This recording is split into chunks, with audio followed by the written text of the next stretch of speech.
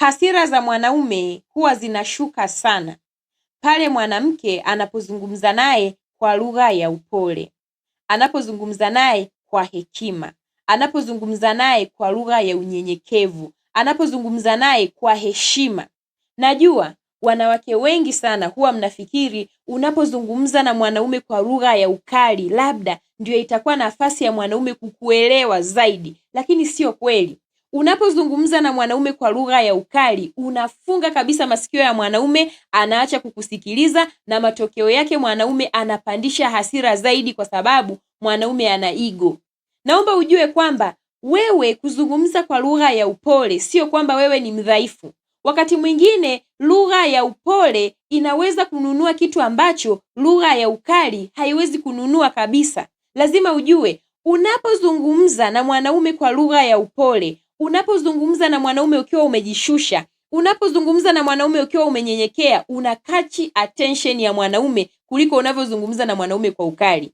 Wanaume wanapenda sana kuheshimika. Kwa hiyo kitendo chochote kile ambacho wewe mwanamke utakifanya kinachoashiria wewe kumpanda yeye kichwani hakiwezi kukubalika mbele ya mwanaume. Matokeo yake, hata kama ulikuwa unajaribu kuongea jambo zuri, lakini ukiliwasilisha kwa lugha ya ukali, mwanaume analitolea nje hilo swala mapema sana. Mwanaume analikataa hilo swala mapema sana, na matokeo yake unaweza kuzidisha migogoro au unaweza kuzalisha ugomvi mkubwa, na wakati mwingine unaweza ukasababisha mwanaume akupige kabisa, kwa sababu anaanza kujitetea, kuona kama huyu mwanamke ameanza kunivukia mipaka. Kwa nini anazungumza na mimi hivi?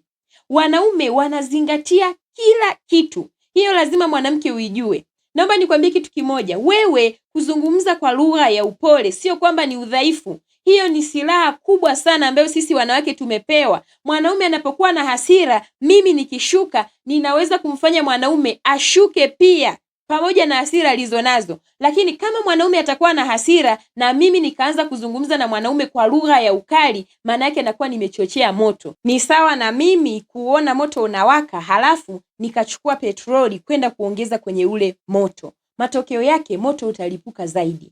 Wanawake tunadharau sana unyenyekevu, lakini unyenyekevu ni kitu ambacho kinatuliza dhoruba nyingi sana kwenye maisha ya ndoa. Ni kitu ambacho kinaepusha migogoro mingi sana. Ni kitu ambacho kinaepusha maugomvi makubwa, na wakati mwingine wanawake wengine wanapigwa kwa sababu hawawezi kunyenyekea. Matokeo ya wewe kupenda kuzungumza na mwanaume kwa ukali ni mabaya sana kuliko wewe kupenda kuzungumza na mwanaume kwa lugha ya staha, kujishusha, kuzungumza naye kwa unyenyekevu, kuzungumza naye kwa upole. Wanawake mara nyingi sana tunapenda sana kufanana kwenye kila kitu. Yaani tunataka kila kitu kulinganisha. Kama mwanaume anapenda kuzungumziwa vizuri, na mimi napenda kuzungumziwa vizuri vile vile. Lakini naomba nikwambie, sisi tumetofautiana jinsia zetu. Hatufanani kihulka, hatufanani kitabia, na kiusikivu pia sisi tuko tofauti. Wewe mwanamke ukiwa unajaribu kuukimbia ukweli huu, unaweza ukasema kila mtu anapenda kuzungumziwa kwa lugha nzuri. Lakini kwetu sisi wanawake kuna tatizo kidogo. Sisi wanawake tunawaheshimu sana wanaume ambao wanazungumza na sisi kwa lugha ya mamlaka. Nawaambia ukweli, mwanaume akiwa yuko softi kwangu mimi mwanamke, kinachotokea ni kwamba mimi mwanamke namdharau, naanza kumchukulia poa huyu mwanaume kwamba hana cha kunifanya, na kwa sina hofu ndani yangu. Mimi mwanamke natakiwa nimheshimu mwanaume, au nikishindwa niwe namuogopa. Kwa hiyo hivi vitu viwili mimi mwanamke sitakiwi kukosa. Kwa hiyo wakati mwingine mimi mwanamke naweza nikawa nimekosa heshima yangu binafsi, lakini sauti ya mamlaka ya mwanaume ikanifanya mimi nikae kwenye mstari. Yaani hata kama najua kabisa ndani yangu nina upungufu wa heshima, lakini mwanaume akawa na misimamo yake kama mwanaume, anaunguruma, anazungumza kwa sauti ya mamlaka, mimi mwanamke nitaheshimu mamlaka ya mwanaume kwa sababu nitakuwa ninaiogopa ile sauti yake. Lakini kuna wakati mwingine mimi mwanamke naweza nikawa heshima yenyewe tu ya kujitegemea sina, na mwanaume pia akawa hana sauti ya mamlaka, basi atakuwa amekwisha kabisa. Machoni pangu hawezi kupewa heshima ya namna yoyote ile. Wakati mwingine sauti ya mamlaka ya mwanaume ndio huwa inatufanya sisi wanawake tunawazingatia sana waume zetu. Sauti ya mamlaka ya mwanaume. Sijui kama unanielewa. Lakini wewe mwanamke huwezi kuzungumza na mwanaume kwa sauti ya mamlaka, kwa sababu mwanaume anatafsiri hiyo sauti kwa namna tofauti. Mimi mwanaume akizungumza na mimi kwa sauti ya mamlaka, na tafsiri kwamba huyu mwanaume ana misimamo, hapendi ujinga, hapendi kutaniwa, hapendi mambo ya kipuuzi. Ila mimi mwanamke nikizungumza na mwanaume kwa sauti ya mamlaka, tayari ninaonekana nimemshusha huyu mwanaume, nimemdharau. Kwa nini nazungumza naye kwa namna hii? Kwa hiyo lazima ujue kwamba sisi tumetofautiana. Mwanaume anajishusha na anamsikiliza vizuri mwanamke anayezungumza naye kwa lugha ya staha, kwa heshima, kwa hekima, akijishusha. Yaani wewe ukijishusha mbele ya mwanaume utasikilizwa kuliko ukiwa juu. Mara nyingi sana wanawake wanapigwa hata kwenye ndoa zao kwa sababu ya kupenda kuzungumza na wanaume kwa sauti za juu. Wewe mwanamke ukijishusha, mwanaume hawezi kufanya chochote mbele yako, hata kama angekasirika kwa kiwango gani. Wewe ukijishusha, mwanaume ni kama vile unakuwa umemvunja nguvu zote, hawezi kufanya chochote. Mwanaume huwa anatafuta sababu ili afanye kitu fulani kikubwa kwako, aidha kupige, aidha kufokee, aidha kutukane. Huwa anataka wewe umpe sababu, wewe uchochee huo ugomvi. Mwanaume hawezi kuwa anagombana peke yake. Nakwambia ukweli, mwanaume hawezi akaanza kugombana peke yake ikiwa wewe unajishusha, wewe huzungumzi chochote kibaya, wewe haupandi juu. Kinachosababisha ugomvi unakuwa mkubwa ni kwa sababu hata wewe unatoa ushirikiano wa kupambisha moto huo ugomvi, ndio maana unazidi kuwa mkubwa. Kwa hiyo wewe mwanamke unapokuwa uko chini, mwanaume hata kama yuko juu, mwanaume hawezi kuendelea kupambana na wewe. Nimekwambia mwanaume ana ego, lakini ego ya mwanaume huwa haipambani na mtu mdhaifu hata siku moja. Yaani kwenye maisha yako mimi nakwambia ukweli, ukitaka uishi vizuri na mwanaume, jifanye mdhaifu. Hata kama wewe unajijua kabisa, unapenda kujifanya na wewe unaweza, unapenda kujifanya na wewe unajua, na wewe unapenda kujifanya unaongea, kaa kimya, jishushe. Acha kuonyesha hivyo vitu kwa mwanaume. Mwanaume akiinua vita, wewe muonyeshe kwamba mimi siwezi kupambana vita hii, mimi ni mdhaifu sana kwako, utawini maisha. Kwenye maisha ya ndoa sio mahali pa vita, sio mahali pa kuonyeshana ubabe, sio mahali pa kuonyeshana ni nani anajua na nani hajui. Lakini kwenye maisha ya ndoa ni mchezo tu wa kujishusha na kupanda juu. Ni kama peda za baskeli unavyoona zinaenda, nyingine ikiwa juu, nyingine inatakiwa ishuke chini. Ndoa itaenda vizuri sana. Lakini kama na wewe unaingia kwenye maisha ya ndoa ukiwa umejipanga kuwa kama mwanaume, hiyo ndoa itasumbua sana. Kama huyo mwanaume ni mkorofi, utapigwa sana kwenye hiyo ndoa. Utakung'utwa sana mpaka utajuta. Kwa sababu mwanaume ukimuinulia ego, yani wewe mwanamke ukamuinulia ego yako, ukamuonyesha kwamba unachoweza kufanya wewe na mimi nafanya, si utakuwa uko sawa na yeye hivi? Mwanaume atapanda kwenda juu yako zaidi. Kitakachokukuta usiseme sikukwambia.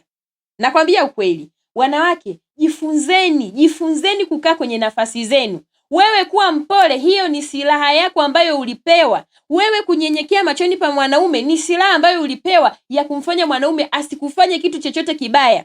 Leo hii wanawake wengi sana wanalalamikia kupigwa na waume zao kwa sababu wanapenda kupanda juu ya waume zao. Wewe huwezi kujishusha mwanaume anapozungumza, huwezi kutulia kimya. Mwanaume akizungumza neno moja, wewe unazungumza maneno 60. Yaani wewe ni mtu fulani hivi ambaye unapenda kumuonyesha mwanaume kwamba hiki ambacho wewe unakiweza kwa kiwango hiki, mimi nakiweza kwa kiwango kikubwa. Matokeo yake mwanaume ili kukuonyesha yeye ni mwanaume, anaweza kutumia nguvu kubwa zaidi, na matokeo yake ukajikuta umeumia. Ndugu yangu, usipende kukutana na ego ya mwanaume, kwa sababu wewe huwezi kushindana na mwanaume kwa namna yoyote. Wewe unaweza ukamzidi mwanaume kwenye kuongea, hiyo inajulikana. Wanakwambia sisi wanawake ndio watu ambao tunaongea maneno mengi zaidi kwa siku kuliko wanaume. Lakini wewe huwezi ukamshinda nguvu mwanaume, huwezi ukamfanya chochote mwanaume. Mwanaume anaweza kukupiga vizuri tu na huna cha kufanya. Yaani anakupiga vizuri tu na huna jeuri, huna chochote cha kumfanya. Kwa hiyo vitu vingine hebu epusha, elewa, kaa kwenye nafasi yako, jishushe. Sio lazima ufanane na mwanaume. Hata kama unataka kumuelewesha kitu fulani, jitahidi kumuelewesha mwanaume kwa sauti ya upole, utasikika vizuri sana. Naomba niwaambie tu ukweli. Ukiona kuna ndoa mwanaume na mwanamke wanasikilizana sana, lazima ujue kwamba mwanamke huwa anazungumza na mume wake kwa lugha ya unyenyekevu. Huwa anazungumza na mume wake kwa lugha ya upole, kwa lugha ya staha. Kwa hiyo mwanaume anajisikia yuko salama. Kitendo cha wewe kuzungumza na mwanaume kwa lugha ya upole unamfanya mwanaume ajione yuko salama, yuko sehemu sahihi. Kwa hiyo anakuwa haoni hatari yoyote anapokusikiliza wewe, anapofuata kile unachomshauri. Anakuwa haoni hatari kwa sababu humuonyeshi dalili zozote za wewe kutaka kushindana na yeye. Mwanaume akishagundua wewe unataka kushindana na yeye atataka kuonyesha kwamba wewe huwezi kumshinda yeye kwa namna yoyote, na matokeo yake utakayeumia ni wewe, kwa sababu kushindana na mwanaume hutoweza, ndugu yangu. Kwa hiyo mfanye mwanaume wako aone yuko sehemu sahihi. Pale unapowasilisha kitu, jishushe, wasilisha kitu kwa lugha ya staha. Na wakati mwingine ukiona kuna mazingira mabaya yapo kwenye ndoa yako, ugomvi umekolea, tafadhali nyamaza. Usipende sana kujibizana na mwanaume, usipende sana kuonyesha wewe unajua kuongea, usipende sana kumuonyesha na wewe anachofanya yeye na wewe unaweza. Vingine vitakushinda, ndugu yangu. Utapasuliwa huko, uanze kutuambia wanaume wanapiga, wanaume sijui nini. Wengine mnapigwa kwa sababu hamjui kwamba silaha yako wewe mwanamke ni kuwa mnyenyekevu, ni kuzungumza na mwanaume kwa lugha ya upole, ni kuzungumza na mwanaume kwa lugha ya staha. Wewe mwanamke unatakiwa kuwa softi. Acha kuwa kama mwanaume, hiyo sio nafasi yako. Yaani usikae kabisa kama mwanaume, kaa kama mwanamke. Mwanaume anapokuwa moto, wewe uwe maji, uhakikishe unazima huo moto unaoendelea. Wewe uwe mtu ambaye unaepusha dhoruba kutokea kwenye ndoa yenu. Maugomvi hebu epuka. Ukiona mwanaume amepaniki, anaongea vitu kwa hasira, wewe jishushe, nyamaza. Omba tu msamaha wakati mwingine, hata kama unajua kwamba hiki kitu ilibidi na mimi nijielezee. Kuna wakati sio sahihi wa wewe kujielezea, sasa mwanaume anapokuwa amepaniki. Kwa sababu mwanaume akipaniki, kama utashindwa kujishusha wewe ili ukachi attention yake ya kusikilize, maana yake utatafuta ugomvi uzidi kuwa mkubwa, na mwisho wa siku mwanaume atakunyamazisha huo mdomo wako. Kama utashindwa kunyamaza, vibao vitakunyamazisha. Mwisho wa siku utaanza kulaumu kwamba huyu mwanaume anapiga, huyu mwanaume ni katili, huyu mwanaume sijui nini na nini. Wapendwa, kwenye jamii inasemekana wanawake ndo wanaoonewa sana na wanaume, lakini matukio mengi yanatokana na wanawake kutokuwaelewa wanaume ni watu wa namna gani. Wewe ukishakuwa mwanamke, hebu kaa chini uelewe kwamba wanaume wanatafsiri kila kitu kama dharau. Yaani vitu fulani mwanaume anavitafsiri kama dharau. Wewe kuzungumza naye kwa ukali, wewe kuzungumza naye kwa sauti ya juu, wewe kumkaulisha, vyote hivyo mwanaume anajumuisha kwamba huyu mwanamke ananidharau. Kwa hiyo mwingine anavyokuwa anajipanga kukuonyesha kwamba yeye ni mwanaume kweli, matokeo yake ndio unapigwa. Utakuja tu kulalamika, mimi mwanaume yule ananipiga, sijui nini na nini, lakini utotuambia kwamba kuna vitu wewe unavikosea. Huwezi kutuambia kwamba wewe huaga unataka kumuonyesha mwanaume na wewe unayajua na wewe unaweza. Hutotaka kutuambia sisi kwamba huwa unampanda mwanaume wako kichwani. Hutatuambia hivyo vitu, utakuwa unavifanya huko kwa siri. Sisi tutakuwa tunaona tu matokeo kwamba unapigwa na mwanaume wako ni katili, mwanaume wako hana utu, mwanaume wako sijui nini na nini. Mambo yanakuwa mengi sana upande wa wanaume. Lakini mimi nakwambia kitu ni kimoja tu kwenye maisha yako. Chagua kuwa mnyenyekevu. Chagua kukaa kwenye nafasi yako. Kunyenyekea sio utumwa. Sio utumwa kama mnavyosema, wala sio ujinga. Ni wewe tu kuamua kukaa kwenye nafasi yako kikamilifu ili uendeshe nafasi yako kikamilifu. Ndugu yangu, huwezi kukaa kwenye sehemu ambayo sio nafasi yako. Yaani wewe huwezi kuvaa kiatu ambacho sio kiatu chako. Huwezi kuvaa kiatu cha mwanaume leo hii. Wewe vaa kiatu chako cha kike. Tulia kama mwanamke, jishushe. Ongea na mume wako kwa lugha ya upole. Usidharau hicho kitu Mungu ambacho amekupa wewe. Mungu alitupa sisi kuwa soft kwa makusudi. Pamoja na wanaume kuwa wakali, kuwa wababe, kuwa watu wenye misimamo, kuwa watu sijua vipi, bado wakija kwa wanawake, wanaume wanakuwa wapole kabisa.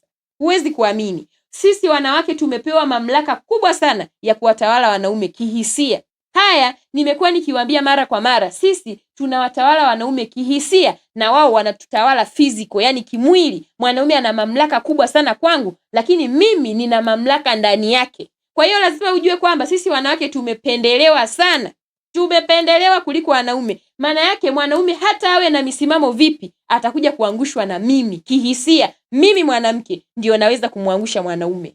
Sijui kama unanielewa. Fuatilia, utakuja kugundua Samsoni aliangushwa na mwanamke. Watu wengi sana mashuhuri waliangushwa na wanawake. Pamoja na kwamba wao ni wababe, wao ni wakatili, wao ni kitu gani, waliangushwa na wanawake.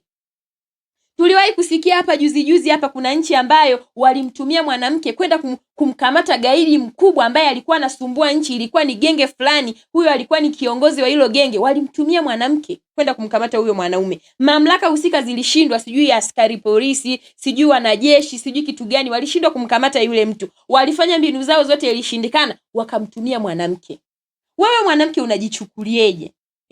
Je, ni kweli uliletwa hapa uje upambane na mwanaume vita za kijinsia? Hapana, wewe uliletwa hapa uwe unamtafuna mwanaume kimya kimya. Sasa wewe hujui kula na kipofu, unataka kumuonyesha mwanaume kwamba mimi siwezi kukaa kimya, nataka nikuonyeshe kwamba na mimi naweza. Matokeo yake utaishia kuumia. Lakini wewe uwezo wako mkubwa na mamlaka yako kubwa iko huku chini. Huku chini ulikowekwa huku, wala hukudharaulika kama unavyochukulia. Wanawake wengi sana tunateseka na namna ambavyo tunatazama. Mitazamo yetu ndio inayotufanya tunakosea. Mitazamo yetu ndio inayotufanya tuone kama tunaonewa. Matokeo yake wengi sasa hivi tunajifanya tunaamka, tunajifanya tunaweza kufanya wanavyofanya wanaume, tunajifanya tunaweza kushindana, mwisho wa siku tunaishia kuumia sisi. Kushindana na wanaume hatuwezi tukashinda kamwe.